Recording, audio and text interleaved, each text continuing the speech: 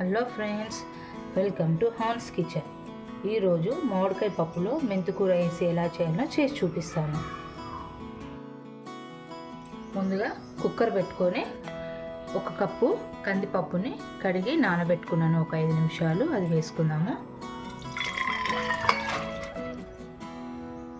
ఇప్పుడు ఒక మామిడికాయ కట్ చేసుకున్న ముక్కలు వేసుకుందాము. 2 మీడియం సైజ్ టమాటాలు ముక్కలు చేసుకొని వేసుకుందాము. ఒక మీడియం సైజ్ ఉల్లిపాయను వేసుకుందాము. ఒక కట్ట చిన్న మెంతి కూర కట్ చేసుకొని వేసుకుందాము. 1/2 టేబుల్ స్పూన్ పసుపు, 1 టీ స్పూన్ కారం, 1 టేబుల్ స్పూన్ ఆయిల్ అండి. ఇలా వేసుకుంటే పప్పు విజిల్ వచ్చినప్పుడు పొంగకుండా ఉంటుంది.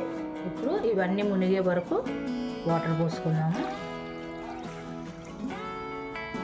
ఇప్పుడు మంచిగా ఒకసారి అంతా కలిపేసుకుందాం. చూసారు కదా, ఇవన్నీ మునిగే వరకు వాటర్ వేసుకున్నాము, సరిపోతుంది.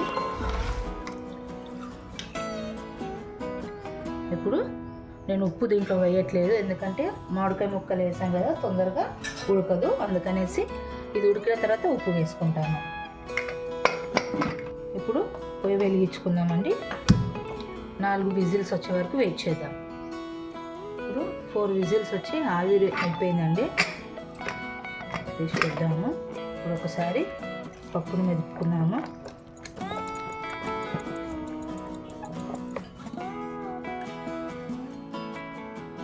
ఇప్పుడు రుచికి సరిపడా ఉప్పును వేసుకుందాము.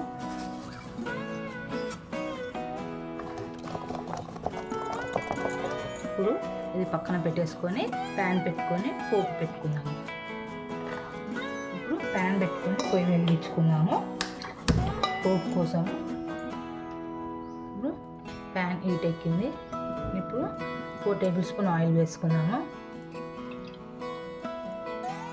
ఇప్పుడు పోపు దినుసులు వేసుకుందాము. అలాగే 4 ఎండుమిర్చి వేసుకుంటున్నాను.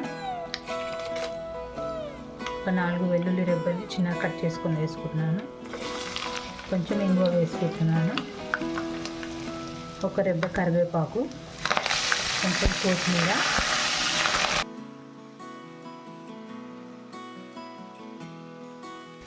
ఇప్పుడు పప్పును వేసేసుకున్నాము.